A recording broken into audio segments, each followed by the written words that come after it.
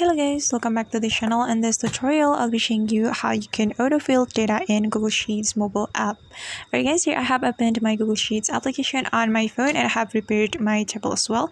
And we're going to autofill for this table. So I'm going to autofill for this pass or fail column. And as you can see that I have a formula right here and I'm going to autofill this formula. So this is the formula guys. And if you want to autofill for this pass or fail column, we just need to select the column like this. You can tap and hold on the column, then you can drag it down, then you can tap and hold on the column until this option appear on your screen. And since we want to do autofill, we just need to click on autofill. Okay, and now the formula has been autofilled, and if you want to do another autofill, for example, I'm going to autofill this number. So just select the column like this. You can do the same step that I have told you before, and then after we select the column, we can tap and hold on the column, then just click on autofill.